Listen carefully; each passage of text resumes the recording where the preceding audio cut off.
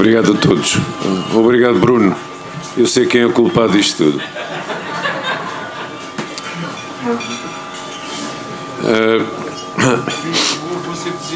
Hoje é um dia de festa para o Chega. Um dia que teimamos em celebrar.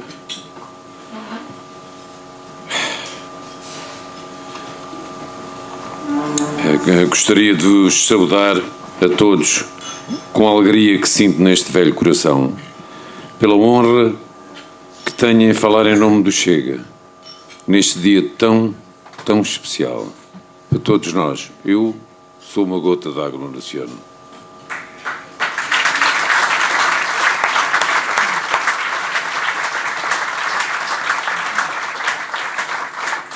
Eu queria endereçar aqui um cumprimento muito especial para as senhoras que nos acompanham, quer como deputadas, como companheiras, como parceiras de trabalho e como esposas tantas vezes sacrificadas.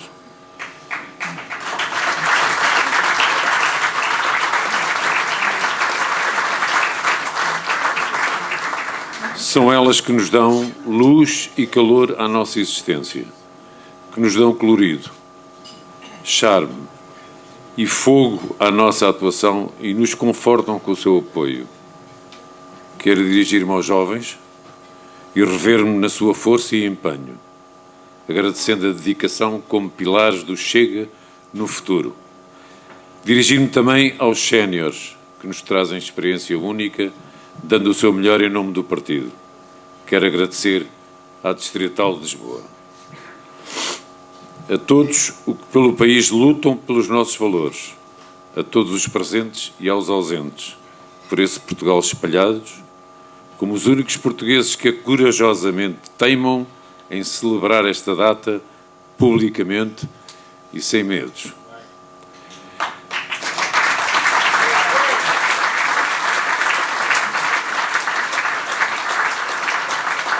Quero agradecer aos deputados da nação e enaltecer o seu enorme trabalho em defesa de uma normalização que queremos para Portugal. Quero agradecer ao professor Dr. André Ventura tudo o que vejo, o entusiasmo, a força, a valentia e o destemor com que fala, procede e teima contra tudo e contra todos.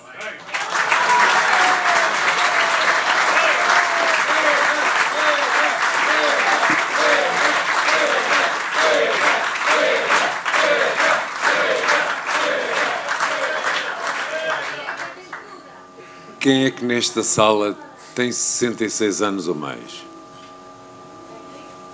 66 anos ou mais.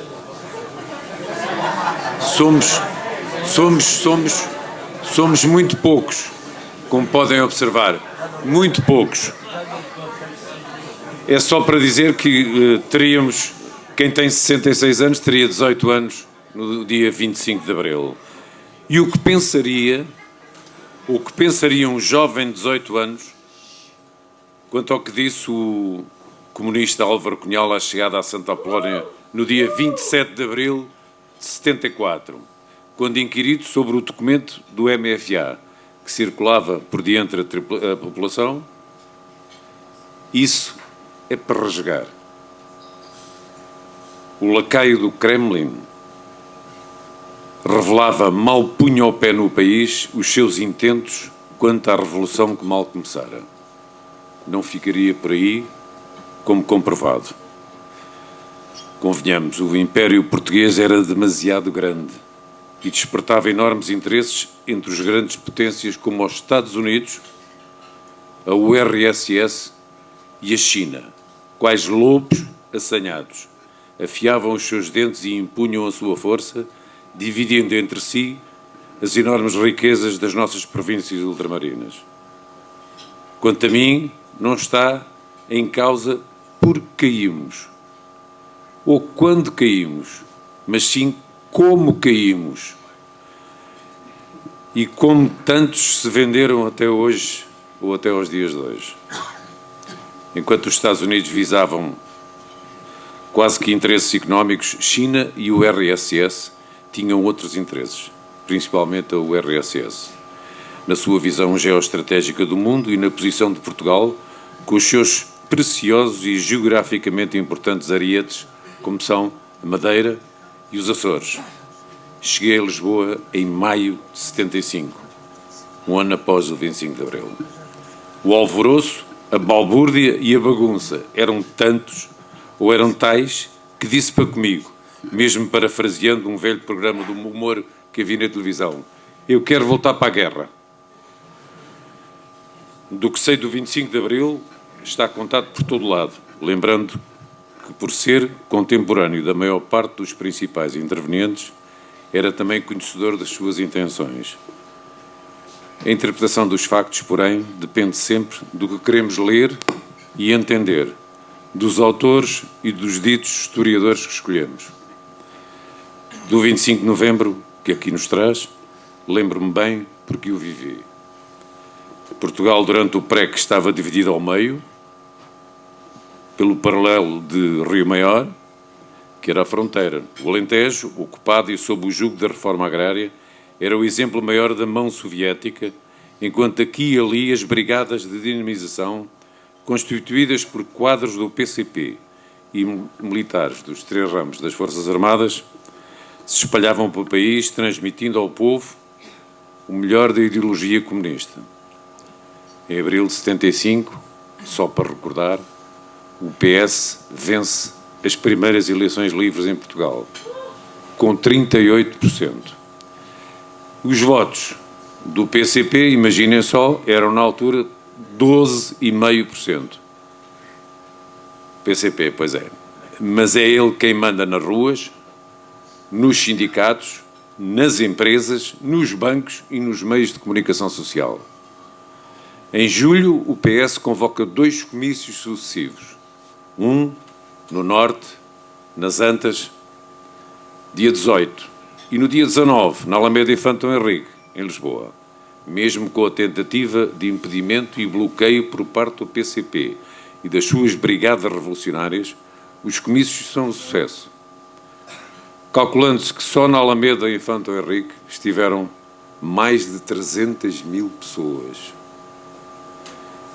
Em 6 de agosto de 75, alguns oficiais fiéis ao regime, aos princípios de Abril, subscreveram o documento dos 9, que é uma espécie de paliativo que apelava à calma no meio de um completo desnorte.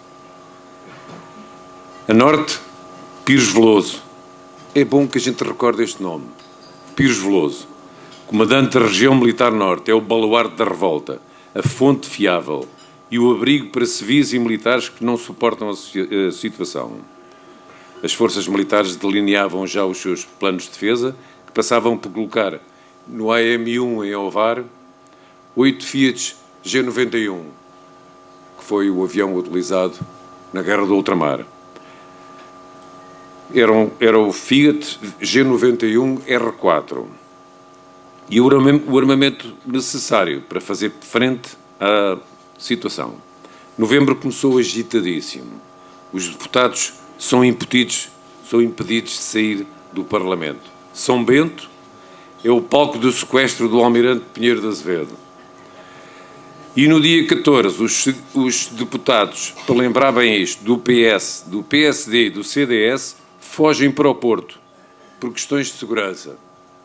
A coisa complicava-se e o dia do inevitável confronto estava próximo. A estratégia dos golpistas era tão somente que passava pela supervisão comunista, baseava-se em 3 pontos principais. No subverter dos paraquedistas, então controlados por um grupo de sargentos e por um oficial não operacional, que alegavam divergências insanáveis com o então chefe de Estado-Maior da Força Aérea, o meu querido amigo, general graduado Moraes da Silva. Os oficiais já tinham, entretanto, abandonado Tancos a caminho da base aérea número 1 em Sintra, por onde transitaram antes de se refugiarem em Ovar. Ovar, Cortegaça, é uma antiga base da NATO. Ponto número 2. No ocupar de bases aéreas, pondo a Força Aérea no chão, paralisar o COFA, que é o Comando Operacional da Força Aérea, em Monsanto, e marcar o início da golpada. Seguir-se o derrubo do poder instalado, sob o comando do Hotel Saleva de Carvalho e do COPCON, das unidades fiéis e das chamadas Brigadas Revolucionárias, geridas pelo PCP, que continuavam espalhadas pelo país, desde o início da dinamização. E tinham em seu poder mais de 5.000 G3, que o hotel teimava dizer que estavam em boas mãos. A golpada não correu bem. A impreparação operacional e a cobardia determinaram a rápida derrota face à coragem dos comandos da Amadora, comandados pelo coronel Jaime Neves, que se dirigiu a Monsanto e, sem um único tiro, obrigaram a rendição de um grupo de paraquedistas e de alguns oficiais e sargentos, libertando a cabeça da Força Aérea Portuguesa, o general Freire. Foi o salve-se quem puder. Sabendo que havia Fiats armados no ar, e gentes determinadas e focos de resistência militar e civil, espalhados pelo país, o Partido Comunista tremeu e fugiu, negando ser cúmplice na golpada, acusando de irracionalidade e desvario as suas próprias brigadas. Tinha falhado a intenção de pôr a Força Aérea no chão, afinal, o seu principal objetivo. Seguiram-se rápidas manobras, cavalgando o sucesso com uma entrega pelos comandos de alguns dos principais cabecilhas dos revoltosos. Os prisioneiros foram entregues à minha guarda, na base aérea número 1, em Sintra.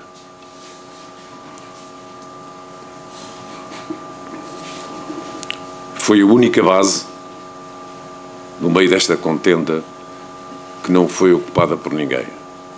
Só tinha forças ao ar.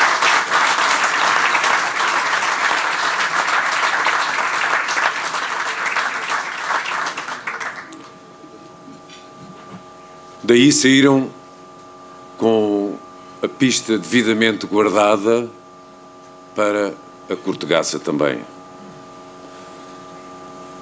Depois da rendição, alguns dos golpistas refugiaram-se em Lanceiros 2, na ajuda, e mataram cobardemente 2 comandos dos que cercavam o acartelamento. Até hoje, os portugueses aguardam pelo julgamento e punição dos autores deste crime.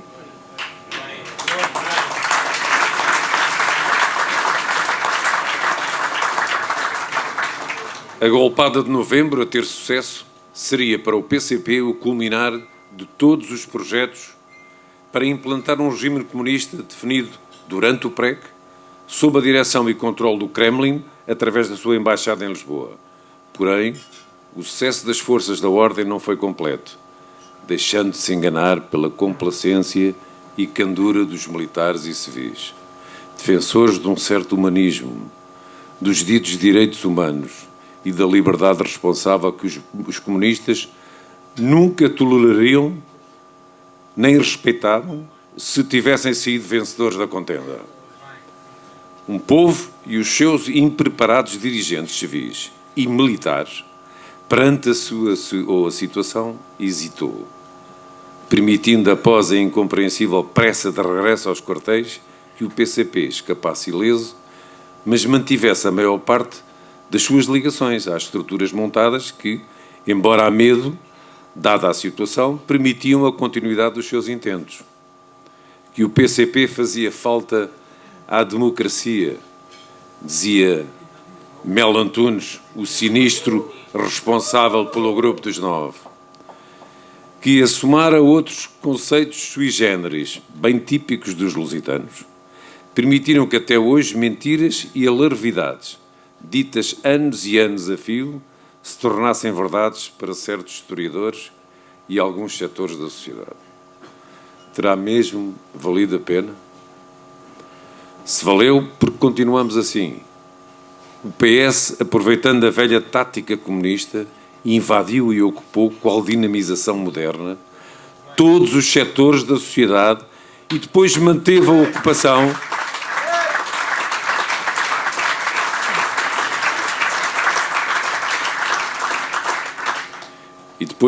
essa ocupação à custa de promessas de manutenção de cargos e da autorização de acesso aos despojos, como os vencedores de uma qualquer batalha antiga, que pretendem eternizar.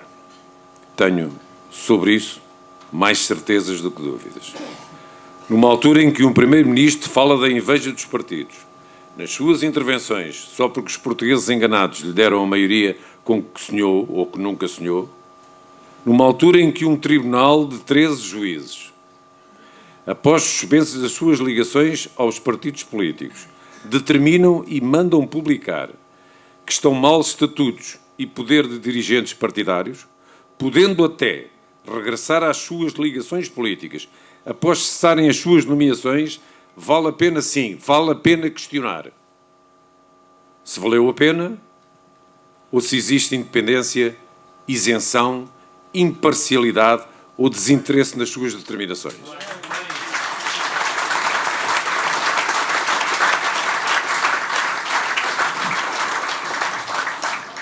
Eu, sinceramente, como a maioria de todos vós, acha que não. E daí a perguntar, valeu a pena? Pouco valeu a pena até o nascer do Chega. Depois, renasceu a esperança.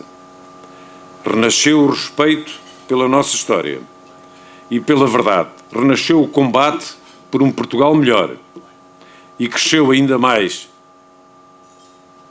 também dentro de mim, a luta contra um socialismo doentio e irresponsável, liderado por um candidato a ditador.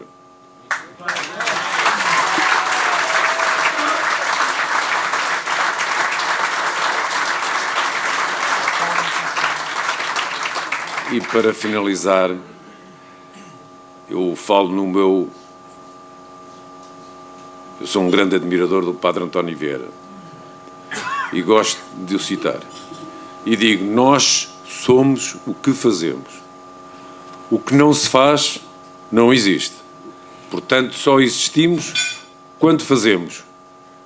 Nos dias em que não fazemos, apenas duramos.